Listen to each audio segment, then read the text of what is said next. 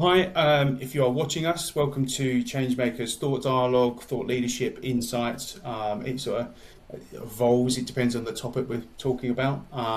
Today we are focused on local government reorganisation, LGR for short, and we are going to speak about is what we're going through as a nation and various local authorities, district councils, is it the most complex change going on right now in the country? We're going to explore that, the different opinions, what are the problems, what are the challenges, what are the solutions. We're going to run through that today. As introductions, Changemaker, a change management service and delivery partner, we support businesses, organisations go through the challenges of getting from point A to point B in the best possible way, in the most human possible way, making sure that everybody's happy with the journey and the outcome, with absolute minimum amount of failure. That's the half decent short pitch. On the call, we've got Paul Major, who is co-founder of Changemaker, is human change lead for the business.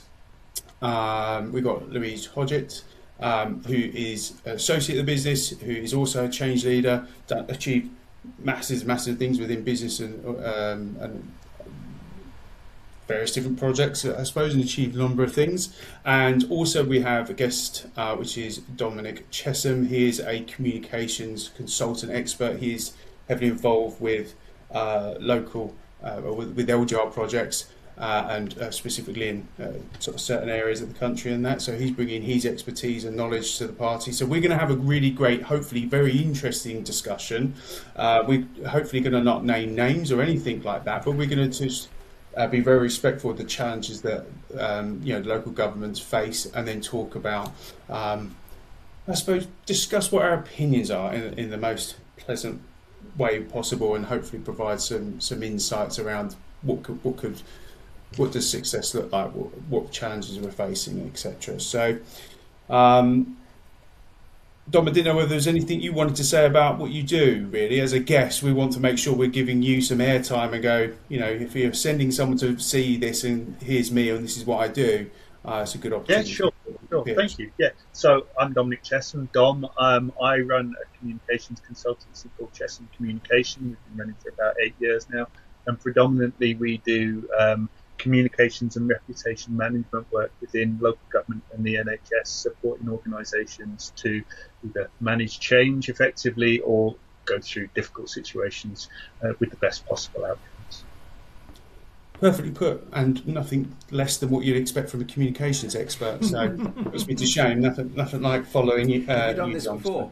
Yeah. I don't know whether there's anything else, Paul, Louise, you want to chip in before we kick things off? Is there anything you want to mention? No, I'm cool. Let's get on with the debate. It's such a fascinating subject. Cool. So as part of the prep, we sort of talked about what sort of structure would look like. We're going to focus on the problems, and as our service lines are around designing change, delivering change, and the human change element, we're going to start on the design side of things. So I want us perhaps round robin, happy for someone to put their hand up first, looking at, before they go into delivery phase, what are the problems? You guys probably know better where they sit, so it'd be quite nice to frame what the challenges are with, I know, some of the dates and timescales and stuff like that, so someone can give me some insights around that and what the potential problems are. That would be a really great place to start. So if I kind of kick the game off, start the ball rolling, and mix some metaphors along the way, I think it's really interesting thinking about LGR through the context of change design, because change design implies you have an idea what the outcome looks like. And I think one of the big challenges, it depends where you are on the LGR journey, and maybe we can talk to that a little bit in a moment, but one of the big challenges with LGR is for organisations who are in that early stage of the LGR journey, they don't actually know what the outcome is going to look like. They don't know what the organisation is going to be that they're going to become part of. So when you enter into that change design piece, you're actually entering into something that something's going to change. You kind of know it might be a number of different options, but you don't know what the end state actually looks like.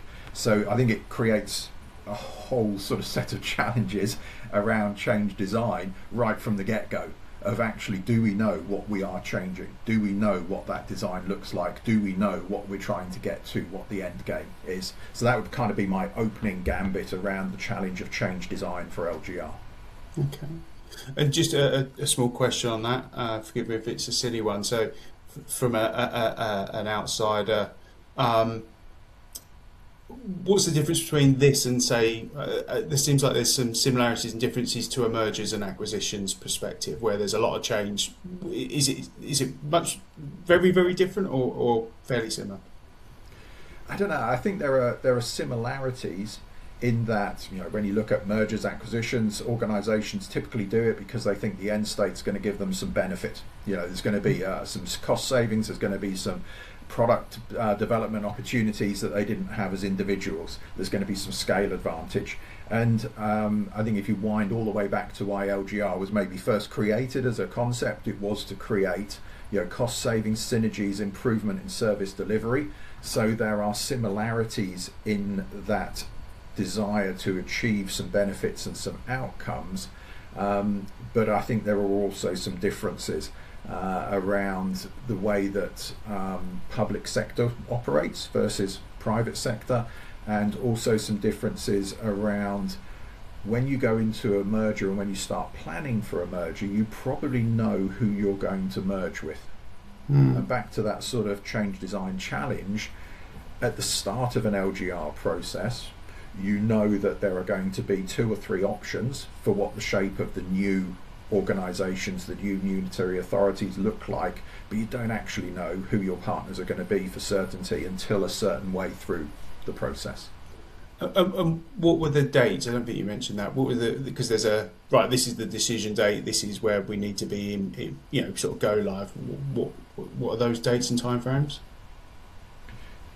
I think it depends, because this is happening at different times and places for different parts of the country. Yeah. Right, okay. So there's some key steps that people go through. There's initial conversations and ideas around what submission of proposals for the different shapes of the organisation.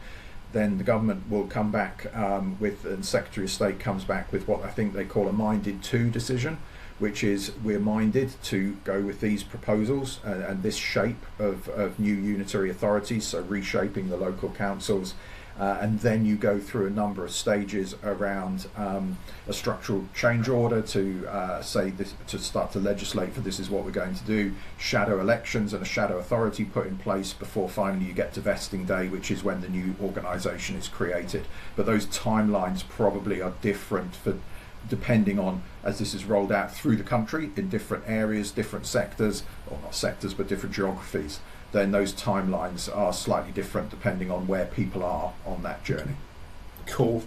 Super. Thank you for giving all the context, because somebody who probably was interested in this and wanted to know more, it perhaps gives them a little bit more understanding of what we're working with. So, and all the context might be an overstatement. Louise, do you want to add? Yeah. I just wonder whether it's of benefit just to contextualise what is LGR, you know, and as we know it today in very, you know, many places in the country, we have local councils, which, you know, we kind of like sit within, you know, district councils or borough councils, but then you actually have county councils as well. So the whole kind of premise of LGR is to take the 2-tier level of government, of local government, and actually creating one level, so unitary authorities basically. So in all intents and purposes, you do away with local districts and borough councils, you do away with your county council, and you have one unitary council. And in a lot of places in the UK where this is happening at the moment, that invariably means that a lot of local districts or boroughs will actually join forces with, you know, neighbouring local authorities and become slightly larger areas under a unitary authority. So you'll have more unitary authorities. So effectively what you're doing is that each of those unitary authorities will then become responsible for delivering all local services, which is at the moment is delivered in a 2-tier system. Okay. Dominic, anything to add? If we were adding more context here, so we really got the foundation of what's going on. I think Paul clearly made the made it clear that this is quite complex already, but just to add a bit more complexity into it, it's also worth saying that at the same time, there is also devolution, which is the creation of combined mayoral authorities in the areas where local government reorganisation is taking place. So the new mayors who are due to be elected and start next year, but will start the year after, will take some powers from central government, but also take some powers that are currently operated by the county councils into a combined authority that will sit over all these new unitary authorities as well. So we're looking at local government reorganisation today, but there's also that other aspect of it as well, which is happening at the same time or close to the same time. And that probably reinforces back to that point around change design. Do we know what we're designing for? Because you've got all of these moving parts, and I'm just minded by those comments, Dom, that we've got all of these moving parts around, okay, we're going to create these new unitary authorities. Pick a number, when we start the process there might be 10 district councils and a county council or whatever number you want, and out of that we might create 2, 3, 4 unitary authorities. So you're mashing up a number of organisations to come into a smaller number of organisations, and Louise says you're trying to sort of bring together 2-tier into one delivery function. So that's one level of uncertainty, because until those minded two decisions are made, people don't know exactly who they're going to partner with. But then Dom's introducing another piece that says actually there's also this sort of devolution or disaggregation of some of those powers as well with the mayoral authorities. I'm not sure I can say that word correctly, but which is creating another piece of uncertainty or another piece of of change into that we don't necessarily know what's happening up front. And without getting into the sort of the party side of politics, but there's also a political uncertainty, because through this whole process we're also electing new shadow authorities, we're electing new political representation and leadership across these different organisations who may or may not have the same views as the ones that were there when we originally started the process. So you've got so many moving parts. You're trying to design this new organisation, this new outcome, with so many variables around actually what that new organisation might look like and what the direction of that new organisation might be. And I think that's partly why I think this change design piece is so difficult for people. I think it's speaking about the change design stuff, do we want to get into the nitty gritty of what do you see as the problems and what do you see as, and if we go round and go, right, what do you see as the problems, hear what everyone's got to say and go, if it was me, what would I do as a solution perhaps? Does that work for people? Yeah, maybe just continue to unpack the conversation a little bit around that, and then sort of have that at the back of our mind as we go through it. Cool. Because I think what was going through my mind there is that actually we have great concepts of what this change is about. So we have the kind of the ultimate outcome, what do we want to achieve? And ultimately, that's delivering great services to the residents of the communities that these organisations are going to serve. It's about ensuring that they balance the books at the end of the day, that they are that they are commercially a viable body to provide these services.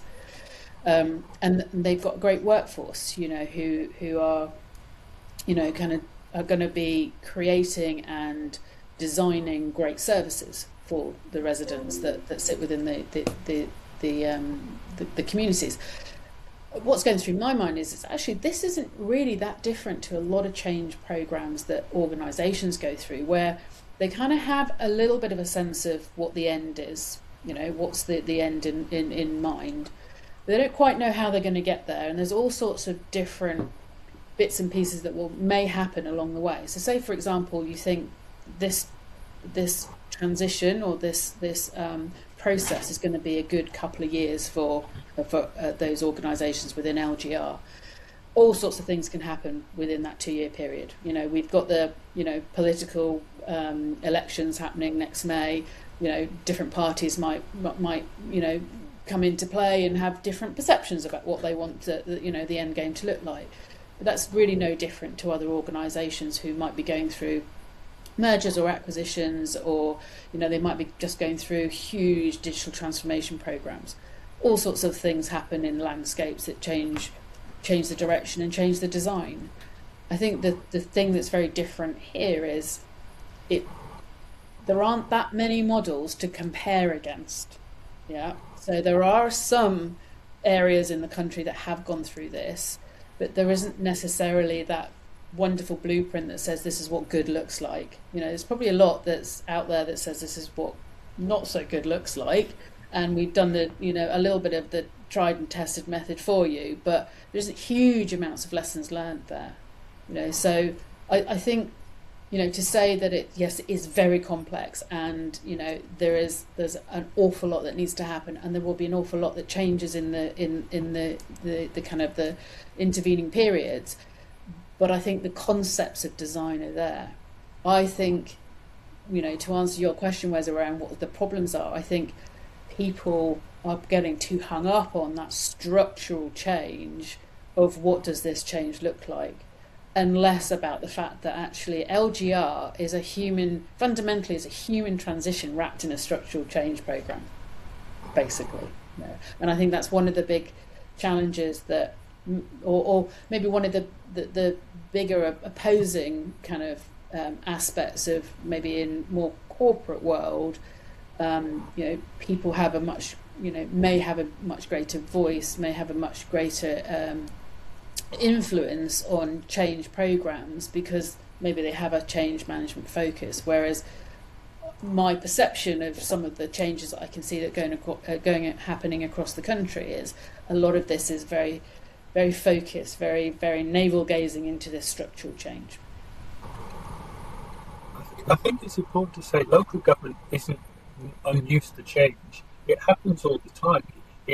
And actually, it's relatively good at it. But the change usually, certainly in the areas where LGR is happening now, the change that usually happens is, if you like, on a micro level. So they will look at a service within the council, how it's delivered, and change that and refocus it to make sure that it works for residents in the best way it can. It's when you bring in that macro element, and this is the large scale change, that it starts to seem more difficult, to Louise's point, seem more difficult than it may be in some ways. And actually, it's not about the structural part. This is about the human element of it, and having to galvanise a whole workforce, not just a team within that council, and work with partners in a different way to the way you've maybe worked with them before to deliver that change. It begins to seem very, very daunting. Yeah, I agree. Cool. Paul, anything else to add on that? No, I think it's all sort of really valid challenges, and I think some of what factors into that as well, and maybe picking up on what Dom was saying, you're right. A lot of local government organisations have done a lot of change. Whether it's in their housing teams, whether it's in the different ways they deliver services. It's possibly the big differentiator here is the scale, and the fact that this is shifting a whole organisation. And you might argue, it's not necessarily changing a lot on day one. We're still going to do the same things, but just the scale of bringing 3 whole councils together into one new operating organisation, I think even at the structural side, that's quite significant. But then you layer onto that the whatever it might be, 1,000, 2,000 people who work for those 3 combined organisations, helping them to move through that piece, which is to Louise's human change, is just a really significant challenge. And I think they're the things, when you put that in the context of change design, we always talk about when people start on a change journey, the first day that first story lands, that first message lands, it automatically creates uncertainty because people aren't sure where they're going to go.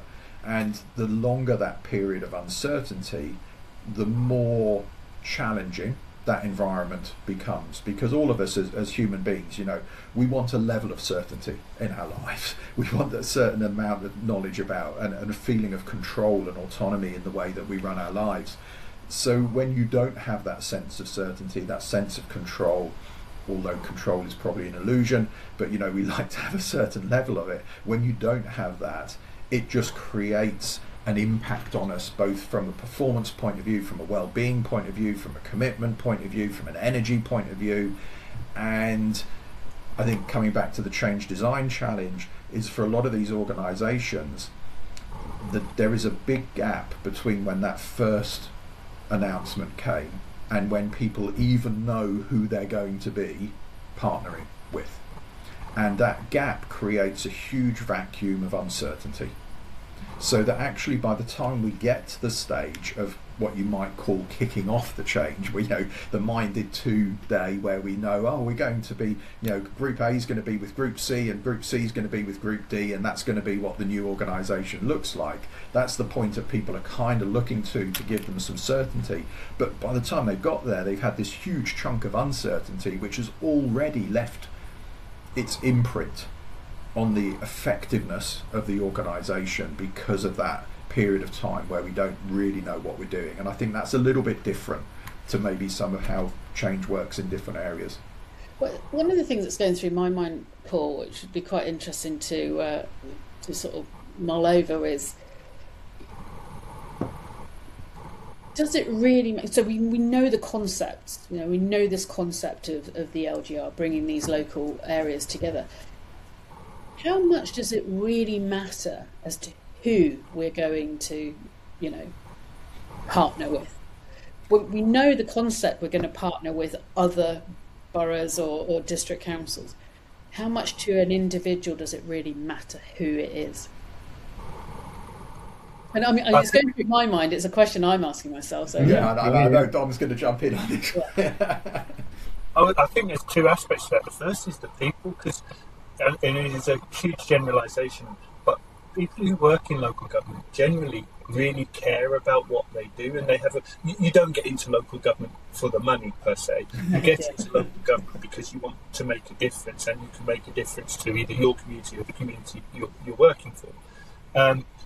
So there is when you get a period of uncertainty, there is a part of everybody who thinks, what does this mean for me, my job, my position? But a large part, there will be the second part of them who are thinking, what does this mean for my service and the communities that service provides for them? So they'll be worried on two fronts. But the other half of it is, not all councils operate in the same way and deliver services in the same way. So, for instance, if you take housing, which is a prime example, some will have a large housing stock, and that will be run by the council itself. Quite often now, they won't have any housing stock at all, and that will have been given to a housing association decades ago in many instances now. And so there's those differences. There's also the element of place, and different councils have invested different amounts of resource and have different concepts of how they've gone about creating a sense of place in their communities, and that will make a huge difference, because if your neighbouring council hasn't devoted that resource to creating that sense of place in the same way as your council has, it's going to be quite difficult to meld that into one, and it will take years probably to do so. So this really does fundamentally come down to like individuals' own roles, their own philosophy of why they do what they do, and then and also there's an element, I think, of if we think about culture within organisations, which is incredibly deep, you've then potentially got this amalgamation of 2, 3, 4 different organisations with different cultures, different sense of place, even just different products and services and the way in which they approach them. For example, the housing stock. So it's there is this an element of, yes, we kind of know from a boilerplate point of view what we're going to do, but we can't translate that into how that's going to land for individual people until we know that minded date and we've got a bit of a better idea as to who we're going to be partnering with. And I think that's one of the, again, this is a bit of a layer cake. There's so many different layers to it that all add to the complexity of it. And I think that pulls out, one of the questions that we've kind of been debating is, what can you do before you have that clarity, that minded to decision? What do you leave till afterwards? And even in that conversation we've just had, some of the stuff around the conversation around place and people's very different approaches, you probably can't do too much preparation for what that combined service looks like until you know who you're combining with, because you won't know the differences, and whether you're going to be combining in a certain way, a certain shape, what the outcome's going to look like. So that layer pushes that sort of preparation piece back and justifiably says, actually, there is some stuff we can't do until we get to that minded to decision. But the other layer says that actually there's a whole load of stuff which is you both in the human and the structural side, that says we know we're going to have to go through these processes and steps. We know we're going to have to lead our people through change. And actually there's a shed load of preparation we can do to get ready for that. We know that we're going to have to combine even things as simple as digital services, and actually there's a whole load of work that we know we can plan out regardless of who we're combining with, because whoever we combine with, we're going to go, I don't know, from 3 email addresses to 1 email address or whatever it might be. It's kind of that, so again you have these different layers of complexity, that it's not as simple as saying, oh, we wait until then and then we'll start to do work, or we can do all this work before then. There's actually different streams of activity that need to be layered and planned and worked out even before we get to that minded to decision. And I think that's one of the things for me around the change design piece. It's actually thinking about, even if we don't know all of the answer, what are the things we have to put in place, and what are the capabilities we have to put in place, and what are the things we can start now, because there's never enough time in the world to do everything. So there's some stuff you have to do up front to get yourself in the best possible position to be able to successfully deliver these changes. I mean, I totally agree. The whilst you have this opportunity, of time, and you don't have all of the answers, there are still conversations that can be had. There's still dialogue. There's still communication there. That can be opened up with people. Because, back to your point, Paul, when you say, that first point where, somebody says there's change coming, and then it goes into a kind of a void of, well, this is what we're going to do, but we don't really know how we're going to do that, or, what that really means for everybody. But that's really the opportunity where, you really need to start to going out and talking to people about the fact that it is complex. We won't have all the answers. We will be designing this, but there will be information that comes up in these key decision points that may or may not influence the design side of things. So yeah, absolutely, it's and not and it's not just the people that are working within these organisations, it's the residents as well. It's the stakeholders, it's the partners, it's the suppliers. All of these, are people and organisations that are impacted by this. So there you go. Did that answer all your questions? There's a lot of information there. So, okay, what should if local authorities are about to kicking things off, or sort of just starting out, what should they be mindful of at the earliest stages? What should they be doing right now to make sure that before they go into that sort of structural delivery side of things, what should they be mindful of? We're talking about capacity, capability, risks. What would good look like in terms of that, the design side of things? I think one of the, sorry. No, go on, Dom. I was going to say, I think one of the key things is resource, because it's local government, so you can't just stop delivering your services for any period of time. You can't stop collecting the bins, you can't stop with housing. So actually, this is a really complex delivery program. It happens on top of the day job, and so resource is is crucial to that. So it's the expertise you've got in your organisation, but also the expertise you need from and capacity in terms of delivery of the work that you need to bring into that organisation as well. Because my understanding, the expectation is they're going to just, in some places might just go, well, we'll just get it done along the way ourselves. Is that not possible? Possible?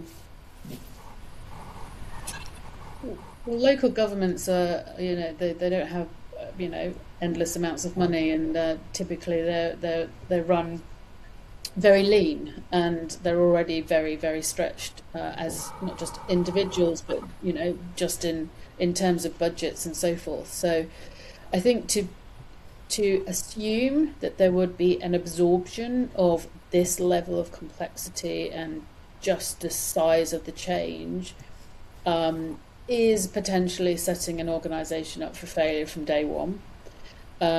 And typically, and we see this in many change programs, right across the piece in corporates as well, is you typically go to the same people.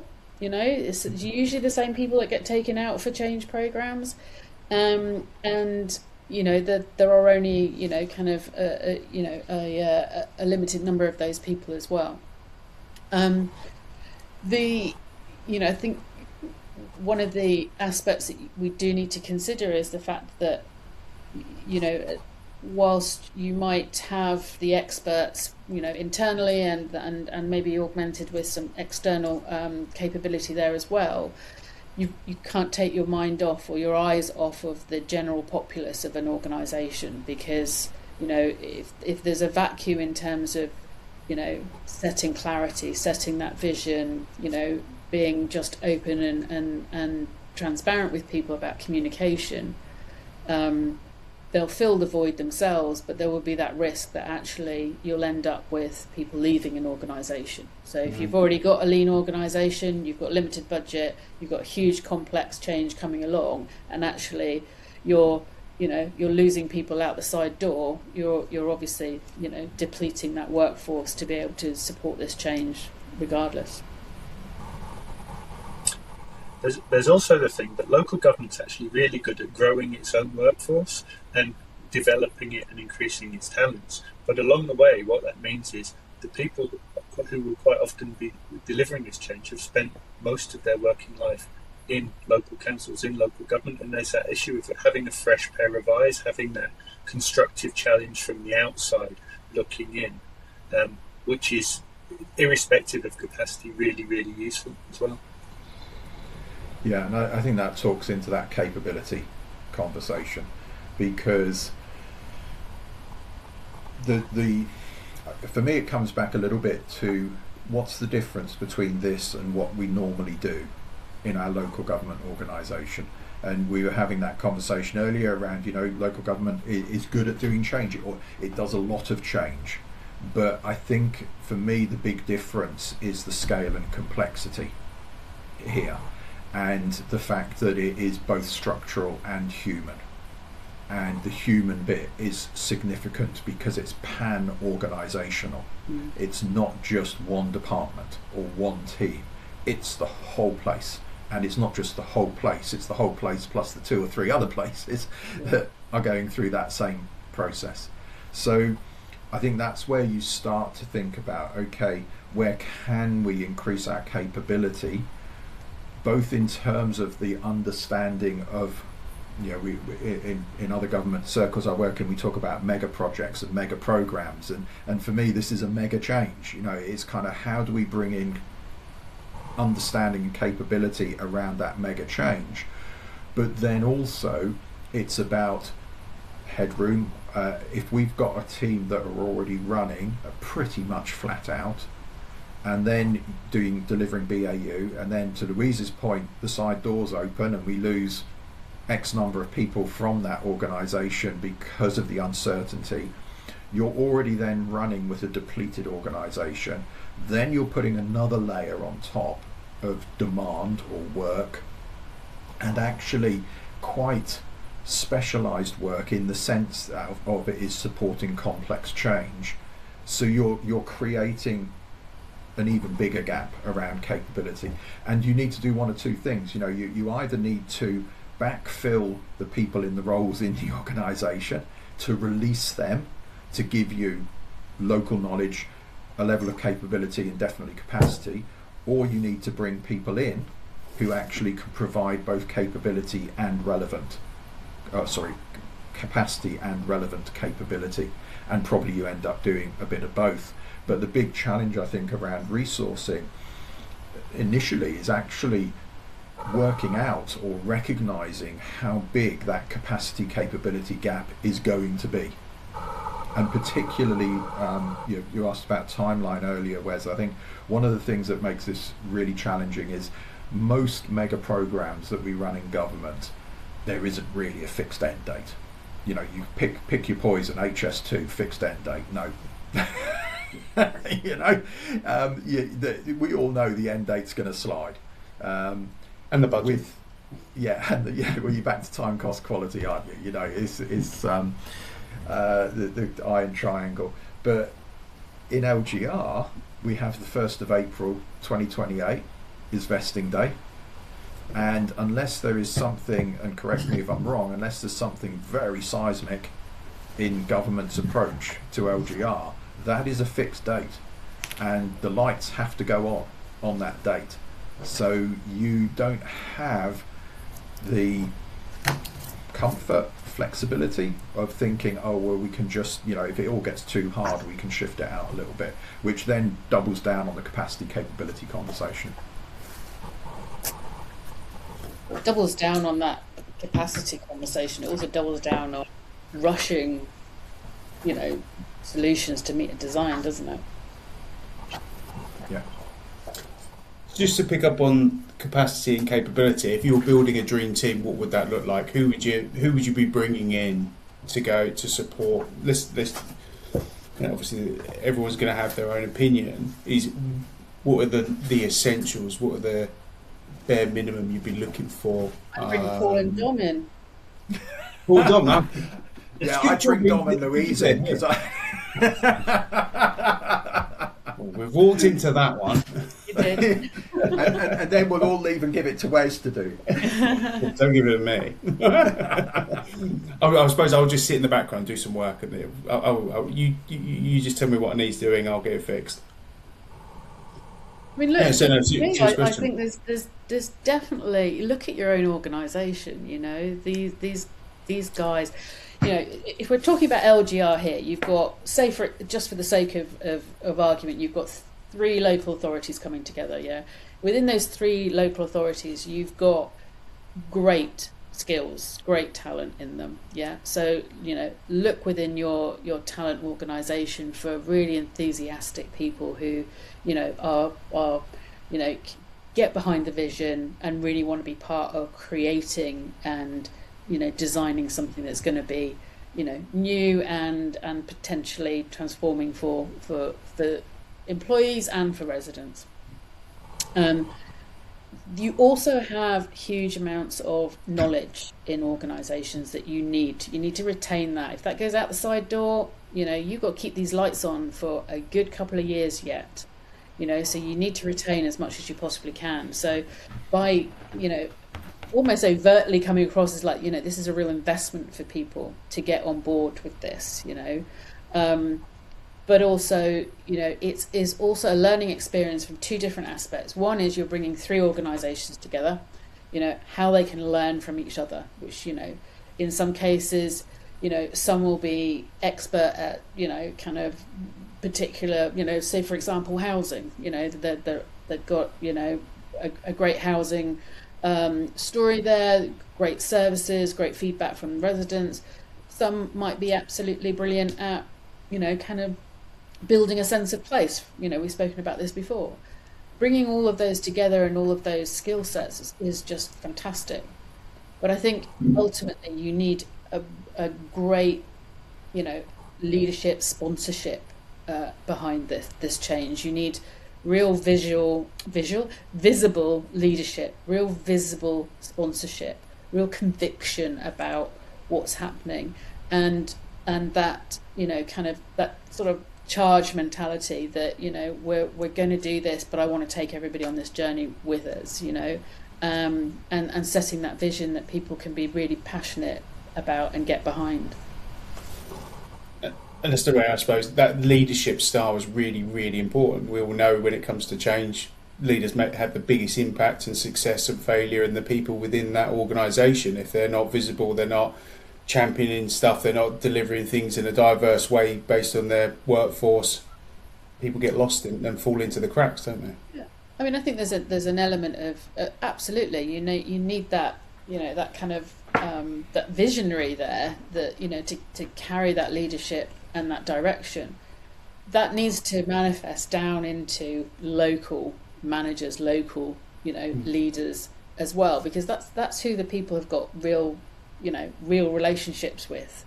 So it's equipping those leaders as well to be able to not only lead their teams but lead themselves through this change. They've got their own journey that they need to go through as well. So it's kind of investing in that in that leadership capability to really kind of make sure that the messaging is getting as deep as possible in the organisation. It's in a lot of cases, I think it's supporting the people in those organisations to be the best version of themselves, because they're time poor and they will know their stuff, but their time can do funny things to you if you don't have enough of it. So in some cases it might be the strategy that they know they want to write, but if they could just download it to someone to actually deliver it, it would be done. Whereas it just perpetuates on and doesn't get done, and then it almost becomes too late because this is time poor. In another case, to use the example Louise has just given, it's creating the systems so that those managers, those middle managers, have the information regularised, and there's a drumbeat that they can then use to support their staff. It's time. And I think we're sort of circling around this sort of capacity capability conversation and how you support the organisation through change, and it's probably worth calling out, I guess, sort of having the honesty conversation that we work in an organisation where we support people by delivering change management, change delivery services, coaching, leadership coaching, consultancy. Oh my goodness, let's put the word out there and everyone can go, oh, we don't want to talk about consultants, But the reality is there's a real challenge here about how you engage that capacity and capability support, because as Dom and Louise have just said, there's so much of the knowledge and ability sits in the organisation. It's about releasing that to do the best it can do, which is to Dom's piece around, how do we help people to be the best version of themselves? When it comes to leading change can only happen from the people in the organisation. Authentic leadership is led from people in the organisation who are part of the organisation, who believe in the organisation. And some of the challenge and I think, to be fair, some of the fear that organisations have when they look at that capacity capability challenge is this kind of sense of, we're going to bring a bunch of consultants in who are going to do change to us. They won't understand what we're doing. It will just be a shed load of money we waste, and we won't get any further. And I think, that is a fair concern to have. And I think when we're looking at this, you kind of got a bit of a trade-off, really, because you've got that fear of spending a shed load of money on people who are just going to tell you what to do and not necessarily help. But on the other hand, you've got a capacity capability gap that you're going to fry yourself if you try and do all of this yourself, and you don't necessarily have all of the knowledge and skills or all of the capacity to do it. So somehow you've got to trade those two paradoxes, if you like, and so I think for me it's very much about recognizing where we have gaps, and I think there is something very enabling about understanding gaps around scale of change, human change, how we move people through change, recognizing though that the delivery of some of that stuff is totally dependent on people in the organization, not outside. and understanding how to find people to support the organisation that actually can work alongside, fill some of those gaps, but enable the leadership, enable the organisation to go on that journey. You know, it's kind of a little bit to that sort of coaching piece, but it's about finding people who can help you be the best version of yourself as an individual or as an organisation. Sometimes that is finding people who can carry the heavy luggage for you, because it allows you to go off and do other things that actually you can deliver far more value to the organisation by doing. Sometimes it is having that external voice that just says, hey, not sure that's necessarily going to be the best way to do things, we might need to think about doing it differently. And having people who can have that honesty conversation in a respectful way, so you avoid some of the bear traps that are in this. But it is very much being brave enough in a way to actually take that decision to ask for help or get the right sort of help, as opposed to being uncertain. I really want to say afraid, but it's kind of, you know, it's not that leaders are afraid necessarily. I just think that with some reasonable justification, there is a real concern within local government, but also, to be honest, within private sector as well, about, am I just going to spend a load of money on a load of suits that are actually going to come in and not deliver any real value? And I totally get that, but the contra to that is we used to have you were saying earlier about, you know, it tends to often be the same people who step up in these situations. Back in my day, back in corporate world, we used to have an expression that you would always have people who would deliver this through personal heroics. You know, they would be the people who just move mountains to make this happen. What we often saw in our change programs, though, was 2 or 3 years later, those personal heroes had become personal martyrs, and they'd actually died for the cause because they burnt themselves out by trying to lift too many heavy weights themselves. And I think that's my real concern in complex, big-scale changes like this, that actually the leaders, the people who really are invested in making this happen and putting huge energy, the workforce, actually end up burnt out at the end of it because they're carrying too much load.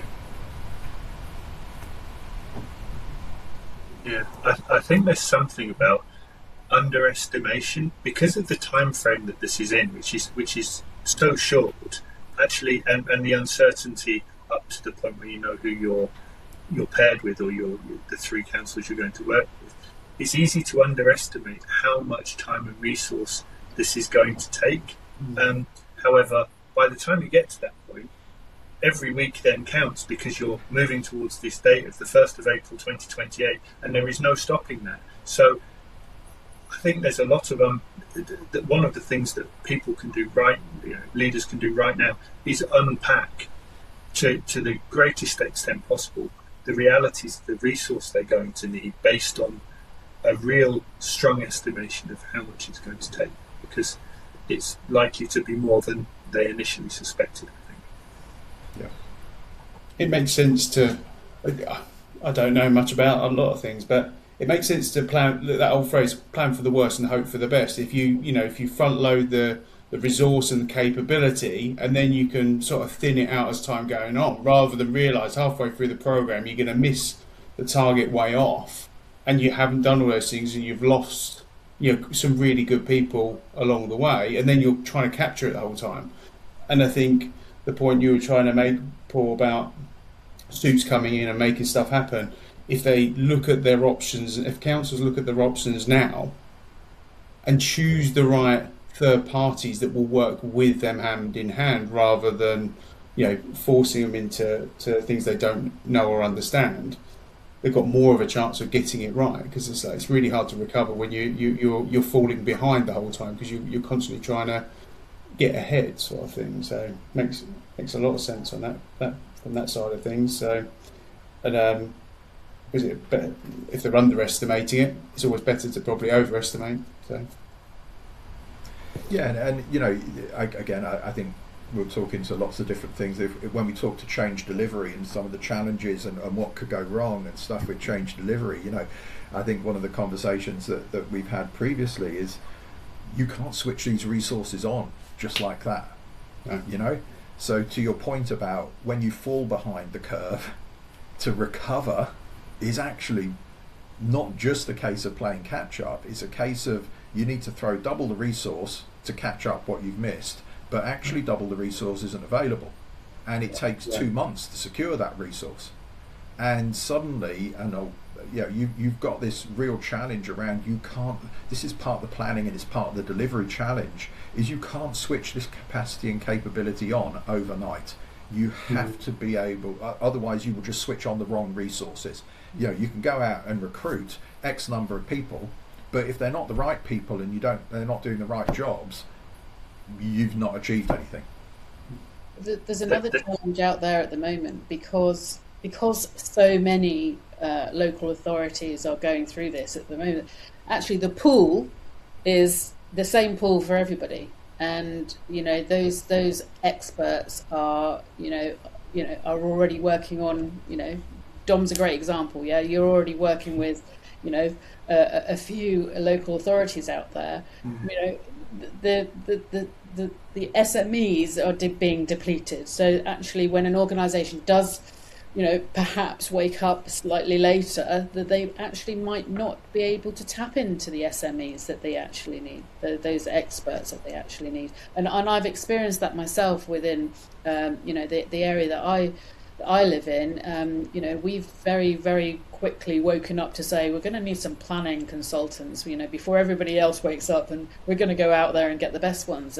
But that was fortuitous because somebody had the foresight to say we better get out there before everybody else wakes up and taps on the same, expertise pool. Yeah, I don't think anyone ever came up with the adage you can never have enough consultants, but it might in this case start to become slightly true because, exactly, yeah. Being brutally honest, local government is slightly weird to other parts of to other organisations, so it does take a relatively in-depth knowledge to be able to hit the ground running in that area. It's not something you can just go in, right, I've done this before in this area, I can replicate that. It's exactly quite special in that way. Yeah, absolutely. That'll become a new tagline, won't it? You can never have enough consultants. Sounds like a money maker, that one. You can never have too many. Yeah. Just have some more, why not? That's the reality is it's harder to spin things up quickly than it is to ramp things down slowly, if that makes sense. In progress, I'm guessing, what's your opinion of when you've seen projects and programs go wrong where we had too much resource at the beginning and you thin it out, or versus let's pile in loads at the end because we need to make it happen? I mean, your classic project management curve, isn't it? There's two competing ski ramps or two competing curves that cross like that, and what always happens is we start with X effort and we end up with 10 times X effort because we have to keep trying to catch up with things to hit the end date. And in reality, what we should start with is 10 times X effort and ramp it down as we get closer to the end date, and people use that as an analogy for project management and planning. The more effort you put in up front into building a plan, the less effort you will have to put in at the end to delivering it, because you have it laid out. And I think there is a lot of truth in that approach. Absolutely. I don't know how many times through my entire career I've said, please engage us early. It's absolutely true. What you invest up front will pay back dividends as you go along, and actually end up being probably cheaper for people as well, from a cost point of view. That's my experience. Yeah, speaking from personal, the way I view contracts is I go into an organisation always looking for the earliest way out and to leave them in the best possible state. I'm not constantly looking, how can I stay here longer? How can I leave as quickly as possible, leaving them with in the best possible state to continue on afterwards, after I've gone. Yeah. No, I totally agree with that, and it's kind of part of the way that we approach the world, really, when we're talking. Without getting on my soapbox, but we talk about how do we become better at doing change? How do we not be the dinosaur generation that actually we didn't do change and therefore everything went wrong around us? And some of that embedded into the way we approach life and work is how do we help people get better at change? And that's that piece around going in, educating and supporting people in doing change so they actually build the skills themselves. Because the last thing you want is every time you do a change to have to call someone else in to do it. What you need to do in today's world, and just look out the window, put BBC News website on, the world's crazy. Everything's changing all the time. So as an organisation, private sector, public sector, governmental, you have to be superb now at doing change.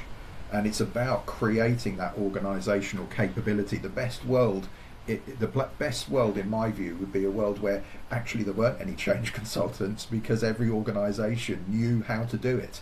They actually could do it for themselves, and we were all actually employees of organisations helping organisations do it rather than be externals trying to educate, because that would mean as organisations and even as society we'd got so good at doing change it became an endemic part of our capability. End of sermon. I agree. I think it's that, helping organisations build that capability and kind of weaning them off the dependency on, external consultants. And I think, I'm not speaking, but I think Changemaker's philosophy is exactly the same as yours, Dom, which is leaving that legacy, with an organisation that they become self-sustainable in that capability. Rather than this kind of the dependency that, going to cast aspersions on other organisations, but, that other organisations may not necessarily share the same philosophy. If you've got good people coming in with the right intentions, it's about how you make them feel at the end of it. Like you say, if you've got a programme of work where it's all rushed towards the end, we sort of got them in, their objective was to get it done. It's not delivered in the right way, perhaps, or the best way possible. And if it's done in an organised way, because we did plenty of decent planning, we've got great resourcing, we held their hand and walked them through the process, they're going to have less anxiety around that. And it's about how you make them feel and getting the right people engaged. Because there's a huge, how I feel about things is there's a massive human cost.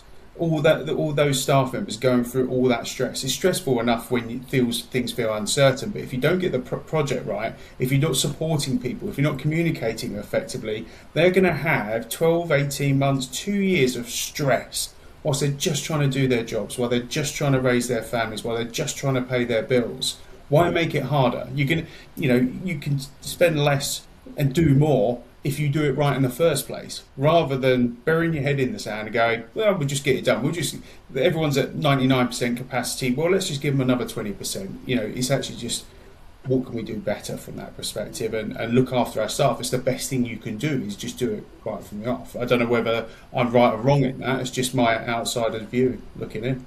I think you're spot on, Wes. I think one of the things that I think organisations broadly, right across the piece, actually, there is, people have got a day job, people are max, they come to work, they want to do a good job, right? I'm a big believer in people, that's what people want to do. And then you're adding on this additional extra layer of work that they've got to do, which is, perhaps to do with LGR, what have you. But actually you haven't given anybody the brain power to process the change, this actual human change journey. And what everything that's going through somebody's head about, my job security, my, how do I keep the roof over my family, and how can I actually, kind of create a career here in this new world, and all of these things, and then the skills, the upskilling they've got to do. A lot of these people probably haven't interviewed for years, or probably haven't written a CV for years. How are we going to give them time to be able to prepare themselves for this new organisation, which they might have to, for example, they might have to go through a 2P, exercise, or they might have to go through, a kind of applying for roles in the new world. We haven't even given them time for that. If they're already working at 99%, and they've got to have some additional LGR work, and they've just got to have space just to process themselves, their own personal journey. It's huge stress for people. So it's implicit upon organisations to start to think about, how do we give people space and time to actually process themselves through this journey? That brings home a really important point, that at the end of LGR, nobody's current organisation will exist. It's not a case of some organisations will be merged into others. So everybody is going to lose the organisation that they currently work for and work for a new organisation. And I think with that, for anybody who has worked for an organisation for any length of time, comes a process of grief and loss as well, because you're losing what you worked for. There will be inevitably some exciting opportunities to come as well, but you're losing your current role, your current workplace, your current the current way you work, and you need time to process that as well. Yeah. And I think, putting another spin on that, I think all of that is absolutely bang on, and it's kind of, sometimes it's easy to recognise that human cost, but not quantify that human cost, and therefore it becomes, oh yeah, no, well we should do that, but actually, well, what could we do? How, why would we do it? And so, just my original career was in finance, so I'll put a finance hat on this, and I'll talk about ROI and return on investment. And I have a view that whenever we go into these programs, that uncertainty has an impact on productivity. Because anytime you take my brain away from the job I'm doing and you start getting me thinking about, oh, what's going to happen next? How am I going to put a roof over my family's head? How am I going to apply for the next job? What is that world going to look like? I've already stopped thinking about the work I'm doing. So any uncertainty, human reaction, nothing you can do about it. It's not good, it's not bad, it's not right, it's not wrong. It's how we all react to uncertainty, is it has an impact on productivity. Pick a number. I suspect as a minimum that a big change like LGR is going to have a 10% impact on productivity. Unless you're really, really good at managing those stories, those leadership rhetorics, those communications, managing that human change journey that your organisation is going to go through, it's going to have an impact on your productivity. The big challenge with that, which is the financial challenge, is most of these organisations, as we've already talked about, are not running with excess capacity. They are not running with an extra 100 people who aren't working really hard. They're not running with a surplus of £10 million in their budget.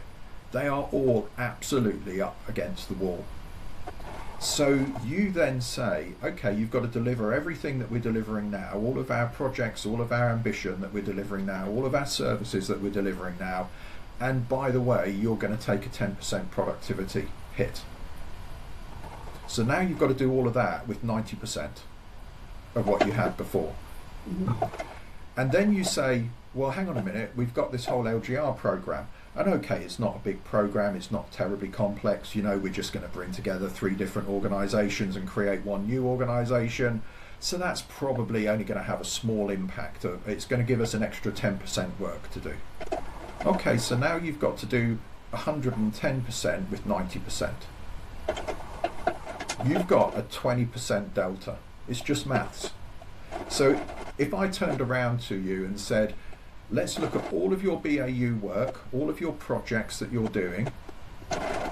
Which 20% of those projects are you going to stop today, end of, to give you the replacement for that capacity? And that's the ROI conversation for managing that human change journey and for managing people through this. Because we're increasing the demand, we're reducing the productivity, and we have to fill that gap somehow. And that's, looking at it in a really rose-tinted spectacle way, because actually, as we've already talked, doors open, people have left. That's reduced productivity. The more we don't manage uncertainty, and we've just said that one of the challenges with these changes is they create even more uncertainty probably than a normal change program. That's impacting productivity. So we're actually in and fixed deadlines. We've got 20 months to do it, or whatever it might be. We're actually in a really dangerous position of, it's not just the cost of inaction, actually just what is happening now is already creating a cost. There's no way, in my mind, there's no way these organisations can continue to deliver their existing ambition during this period of turbulence, just because the turbulence will have an impact on productivity. So we have to find a way to increase capacity, to increase productivity, regardless of anything else that happens. Yeah. So it's very That's clear. depressed everybody, sorry. I think it's just concern. I think everyone here really buys into, we all use local services. I think we can see the potholes and challenges and the stress they'll be under, and you don't want anyone to go through that, regardless of whether you know them personally or you don't. And it's just like, everyone wants them to win.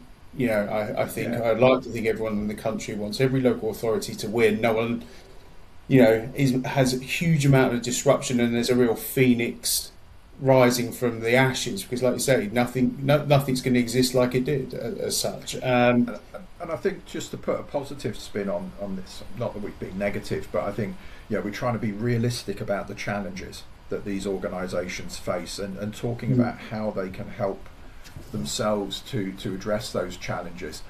One of the real opportunities of local government reorganisation is the ability to improve services. There is a real innovation opportunity here, that when you bring organisations together, we can look at new ways of doing things that maybe we didn't do before. We can look at how we can deliver services not just more efficiently but more effectively. New service designs, new ways of working, bringing together different ideas. So there's some real opportunity here as well, and I think that's another layer in my layer cake, that we up till now we've been talking about how do we get to vesting day and make sure that when we flick the switch the lights actually come on, and there isn't just the sort of whoa, whoa, whoa, and half of them come on and the other half the bulbs explode. It's kind of that is absolutely a requirement. That's the safe and legal imperative. But actually there's a huge opportunity on top of that as well, which is, and what's our opportunity to actually design stuff that's even better than what we're doing right now? And I think that's the piece that we need to keep sight of as well. It comes with its own cost again, because that's additional work. To redesign a service when you're in change is really hard, but it is an opportunity for us. And even it might not be that we redesign the service for vesting day, but creating a capability on vesting day that allows us, is a platform that allows us to flex and change and redesign going forward, is equally important. And again, comes back to, how do we keep the people on board? Because that's where all the knowledge, where all the skills, where all the ideas are. And so if we are very good at engaging people through this change process, they become the engine room for innovation going forwards. You beat me to it. I was thinking about, okay, how do you get people excited about this? How do you get them to see a little bit of, yes, it's hard letting go and dealing with grief, but there's a potential inheritance there, so I can go and have a good time, if I'm to sort of liken it to that, I guess, so that people have more of a positive outlook. If they do give a bit extra, they're like, there is something in for me. I've got to live with the outcome, and I want something to be proud of, or a really interesting project, or somebody who's really going to take a massive step into change management, for instance, and go, I'm going to really help us lead that, whether it's sort of C-suite level or middle management, or even members of staff in the team that are championing stuff. So, what else is there that people can be really mindful of to focus on in terms of positive outcomes, and how to rally other people, because you can't just do it on your own. There needs to be a collective, and a cohort needs to you need some real positive voices out there identifying there's better days ahead. I mean, no system stands the test of time forever, does it? I mean, the last time these councils went through any proper reorganisation of this scale was at the early 1970s. No one working in local government today would quite seriously argue, oh yeah, this system is working really well, there's nothing we should change about it. Because that's where the opportunity is, isn't it? But that, as Paul's just said, that involves work in because the people at the top don't have all of the ideas. It's the staff working in the department, the people working in your IT systems going, hold on a minute, this is this legacy system we're relying on for 2 years. It's the opportunity to put in programs that will deliver fundamental change to how those services are delivered, so that local government works for residents for the next 20, 30 years, but also for the people who are working to deliver those services for those residents as well. And that's where the opportunity, if you like, for me, I think lies. And the start of that process isn't, thinking about it probably needs to start now, but the start of delivering that massive program of change probably starts after vesting day. But if you want to seize that opportunity, you've got to be thinking about it at this early stage.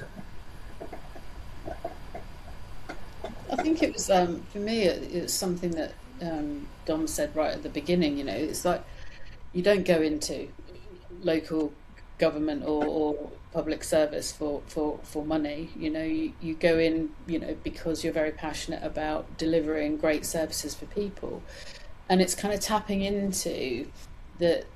This is a new world. It is a new world, but actually, it's a world where we've got the opportunity to shape how we deliver great services to our customers. And yes, we have the opportunity to innovate. We have the opportunity to, not completely like a blank page, a blank sheet of paper, but we've got this opportunity as individuals to do something different. But I think we should recognise, though, and I know we started with we're going to put a positive spin on this, so I'm going to just spin it back around again. I think we've got to recognise the fact that actually there'll be a lot of people in this organisation who don't want to stay on this bus.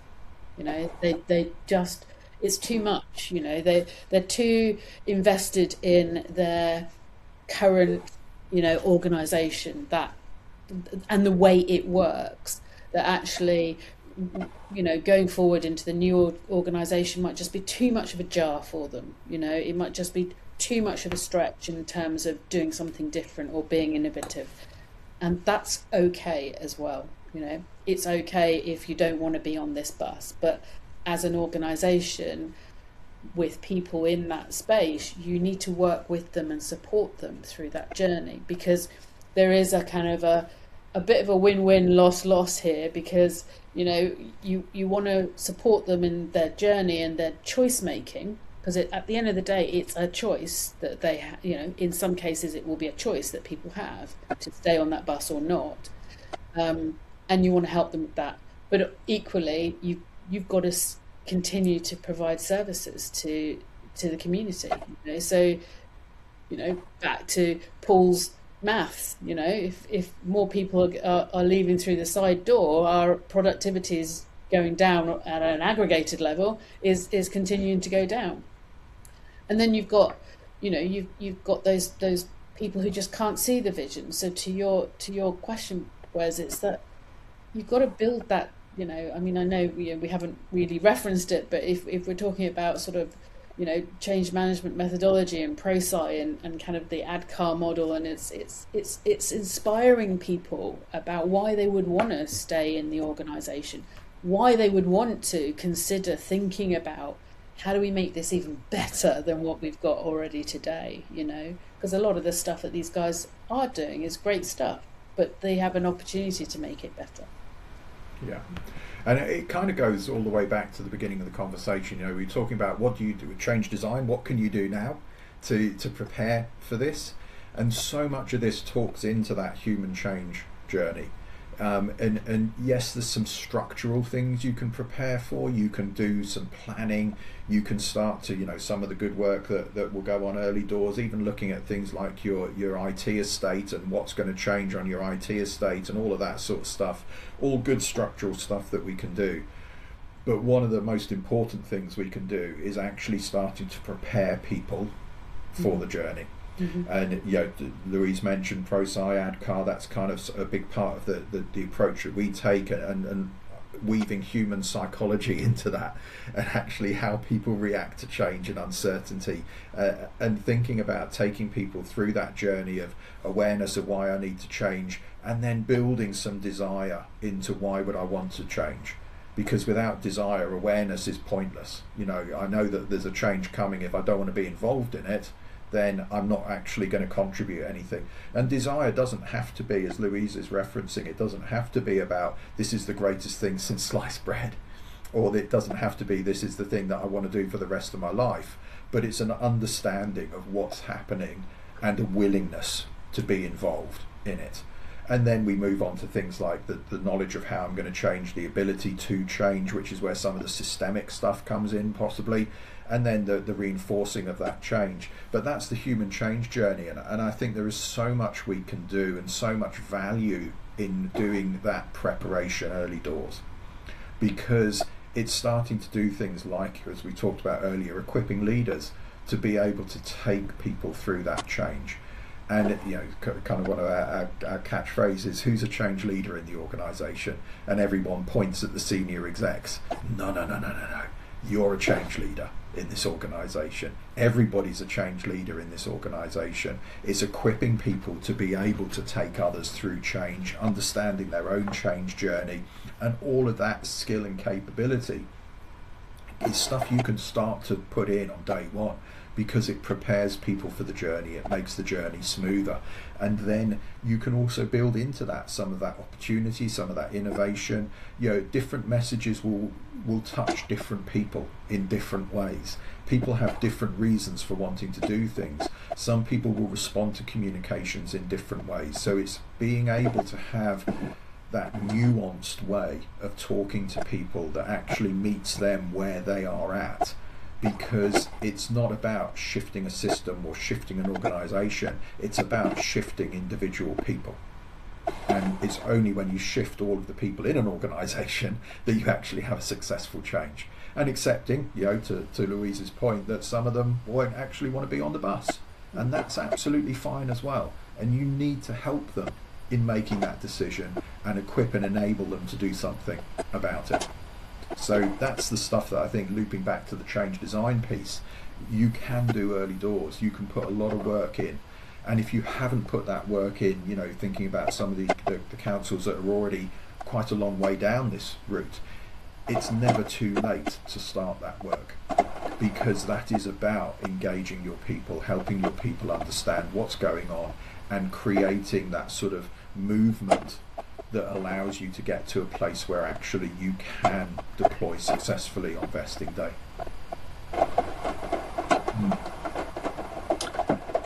I think it would be remiss if we didn't just touch on the P word for at least a minute. So, because politicians and politics are a huge part of this actually. So we focused our whole conversation on staff.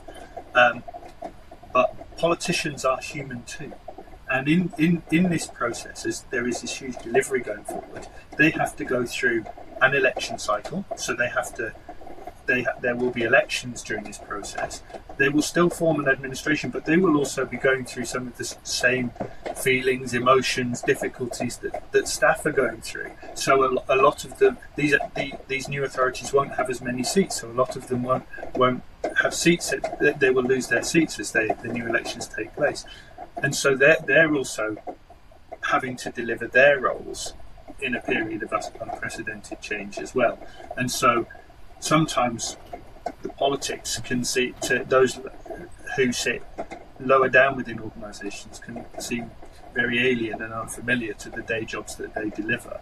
It's probably going to be even more so as this change drives forward, but it's going to be more visible to them than it has been in the past, I think. Yeah, and the political element is going to have a big. Well, we talk about shadow authority elections and stuff like that. You know, you've kind of got this sense that on a minded to decision we'll know where we're going to go, and then I can't remember the exact timeline, but 6 months later we'll have shadow authority elections, and actually that could change a lot of the direction depending on what happens at a political leadership level.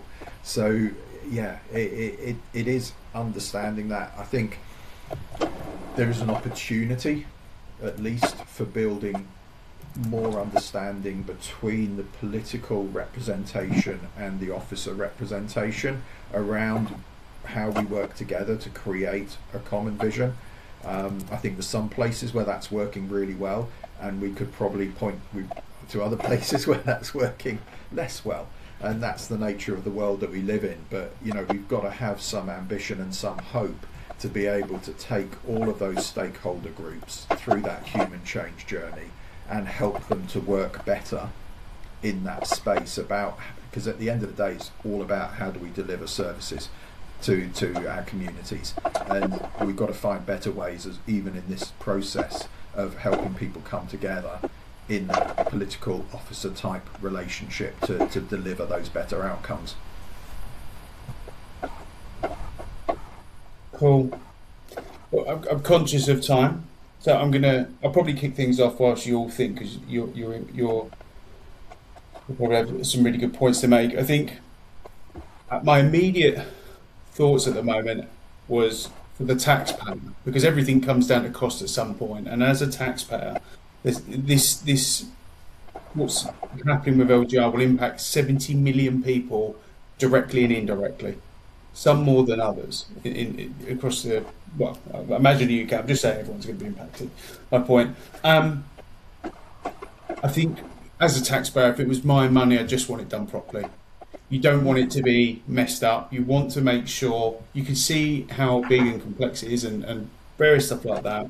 Let's just do it right. Let's do right by people. Let's get it right. Let's, as I like the word Paul used, to innovate. You know, let's improve things going forward. Give people something to look forward to, and upskill people in the process. Let's just do it right first time round. I think every taxpayer in the country would probably want the same for their area. And like I say, let's focus on the opportunity and try and help people through that change, and appreciate everyone's going through the journey slightly differently. They'll respond to different things and have different needs throughout that. So there were my thoughts on from final thoughts on that. It's just get that properly. Has anyone got some really like printer noises going in the background? Yes. Or something? Oh, it might be rain. So I'm in a office in the garden, and there's a thunderstorm in the back. Which I've been putting my microphone on mute to sort of disguise, but clearly it hasn't worked. It does sound like a printer. Yeah, it sounds like a printer going in the background. I wonder whether that's just like synonymous of the topic. I don't know, but yeah. I don't know whether you're picking up the thunder, but it's pretty loud. Oh really? No, I just thought it might have been my end or something like that. So I was flicking mine on and off, and it was some sort of disruption. So anyway, they were my final thoughts. Is there anything people sort of felt like they'd prepared and gone, "This I've missed something that I really wanted to say," or what would be your message to any of the local, anyone who's part of the LGR, impacted by LGR directly as such? What's your message to them? I think from my perspective, looking at it from a resident's point of view, I think they'll soon know they've got it wrong, okay? Because the community will be kind of very much at the end of the day, this is services that are being delivered to the community. If those services are not fit for purpose, or the light switch, the lights start to flicker on day one, we'll soon know about it. I think this is all about how do we help the organisation set themselves up for the best possible outcome. And the best possible outcome might be you still provide services the same way you did on vesting day, but you have this, a transition map that allows you to do it properly, timely, but without rushing it and without kind of the potential of delivering services that are just not fit for purpose or fall below the bar of what residents are looking for. But fundamentally, I think it's about this kind of going back to LGR as a human transition. Organisations don't change; it's humans that change. And it's yes, getting the structure right, it's getting the services right, but it's enabling and preparing the organisation, those people within the organisation. And I'm not just talking about the civil servants, the politicians, as Dom referred to, but your partners, your suppliers, all of these people that are part of that ecosystem need to be part of that change as well. And they are humans as well as their own organisation sitting behind that. Dom, anything else? Yeah, I mean, I've worked in and around local government for 20 years now. One of the things that I love about it more than anything other is the commitment of the people that work in it to what they do and how they deliver it. And there's two aspects to that. One is harnessing that so it can help deliver the change that's necessary. But the other aspect of that is not losing it as well as you go through what is a really difficult change process. And that takes, as Louise has just touched on, a lot of time, a lot of effort, and a lot of regular communication and engagement with your staff as you take them and lead them through this process. And that starts now and will go on well beyond vesting day, because you have a culture to create in a whole new organisation at that point. Yeah, and probably my kind of closing thought and both my counsel I would give to people, but also my request, if you like, of them is, I think it's really important not to underestimate the scale and impact of the changes that we're going through, both in terms of the opportunity they create, but also the impact they will create on the people in the organisation. And the reason I start with that question or conversation around scale is because, for all the reasons we've said, and Dom's just said it again, people are in these organisations, at whatever level they're in the organisation, there is a lot of desire to provide good service, desire to support the communities that they're working in. And that desire will naturally push people to doing as best they can, but it will push people into that personal heroics space. And particularly for the leaders of these organisations, they are creating a lot of human risk for themselves and for the people around them.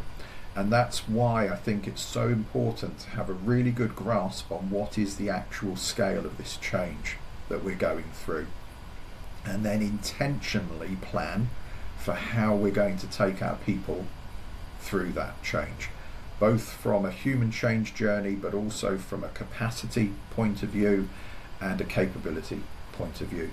Because the last thing in the world that we want is, a best outcome where we flick the switch and the lights go on, but actually half the people are on in A&E on resus mode because they've just killed themselves to get to that place, and that then has a huge human cost.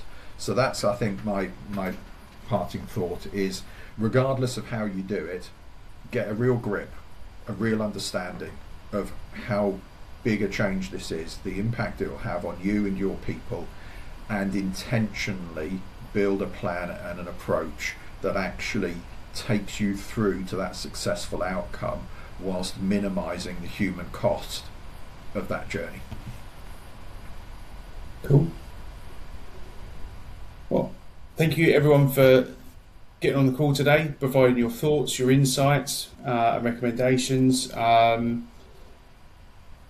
I wish you all a good day, good week, and then hopefully see where things land in terms of all the LGR fun over the weeks, months, years to come. So it should be an interesting watch. So thank you all.